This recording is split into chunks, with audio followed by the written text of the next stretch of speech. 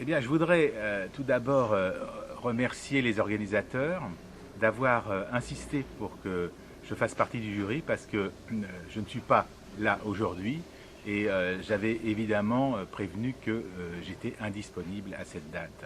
Pourquoi je les remercie?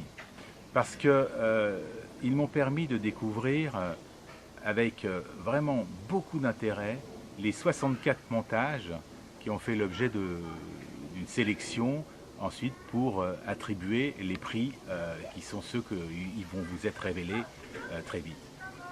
Moi, le message que je voudrais donner, enfin en tout cas l'impression que je voudrais partager avec vous, c'est que sur ces 64 montages, il n'y en a aucun qui démérite quant à l'intérêt des contenus. Les contenus, je les ai trouvés très variés, très diversifiés. Et d'une manière ou d'une autre, chacun s'est exprimé personnellement à sa manière. Et ça, c'est remarquable. C'est pour ça que j'encourage, quel que soit le résultat, j'encourage chacun à continuer parce que ils nous démontrent que une passion se partage et que surtout le contenu des films nous font à chaque fois découvrir quelque chose de nouveau, nous apprennent quelque chose. Alors il y a évidemment pas seulement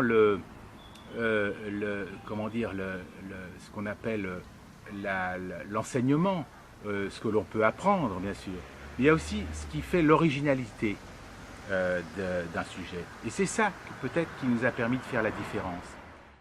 Ce qui m'a amusé, c'est que j'ai été choisi parce que je suis soi-disant, je vais vous dire, professionnel.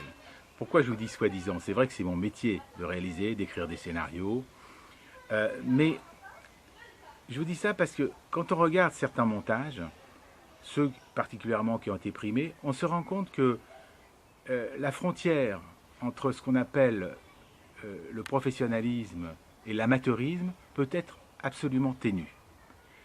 Ce qui m'amène à penser que, au fond, nous sommes tous des auteurs. On ne se pose plus la question de savoir qui a fait quoi, s'il aurait pu être au rang des auteurs patentés, ou si c'est un amateur éclairé.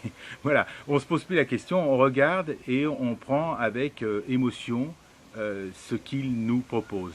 Moi, je n'ai rien d'autre à ajouter, disons que, si ce n'est à vous redire le plaisir que j'ai eu à découvrir tous ces montages, à découvrir que finalement,